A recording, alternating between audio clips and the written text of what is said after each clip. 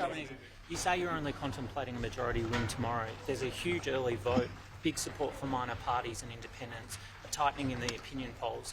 Should Australians prepare themselves for the possibility that there won't be a conclusive result tomorrow night? Well, I think it's very clear that a whole lot of people who voted Liberal their whole lives have walked away from the Liberal Party. Why have they done that? Because they feel their party has walked away from them. That the values that they hold about individual liberty have been trashed.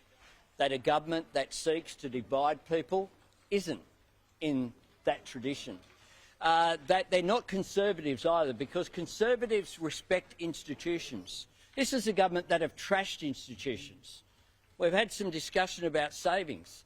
They've come up with further cuts to the public service. What after robo-debt isn't obvious that if you make cuts, there are tragic circumstances to it. When you take humans out of human service delivery. This is a government led by a bloke who speaks about a judicial or quasi-judicial body, the Independent Commission Against Corruption, and calls it a kangaroo court. There's nothing conservative about that. No wonder so many judges have come out on that. So what has occurred is that in a range of seats, people have walked away from voting Liberal. What I would say to people is, vote Labor. Vote Labor, because there are two people running for Prime Minister.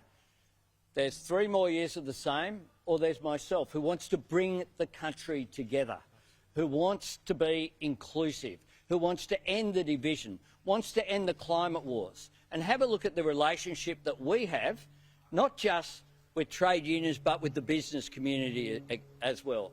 I put my connections with the business community versus anyone across the parliament. And I see that as a great asset. I see that as a way that we can bring people together. This guy himself has said remarkably during this campaign that he's a bulldozer. Bulldozers wreck things. I'm a builder and I want to build things. Picking up on that, this has been a very personal campaign. And on a personal level, in a word or just a couple of words, as leaders, what do you have that Scott Morrison doesn't? I have integrity and the capacity to take responsibility. Mr Albanese, a question actually for Ms Gillard, just based on your plea to the Australian women there to vote for Labor to change the government. We have heard so much about the culture in federal politics. The culture in Parliament House is changing the government enough to change that culture. And have you given the opposition leader any tips on dealing with a hung parliament? Sorry, I had to slip that one in.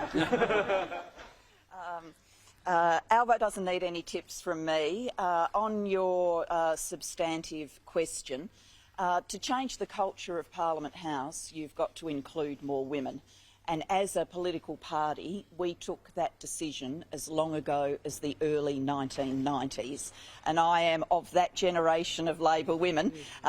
Everything about this press conference today seems to be revolving around my age. But anyway, I am of that generation of Labor women.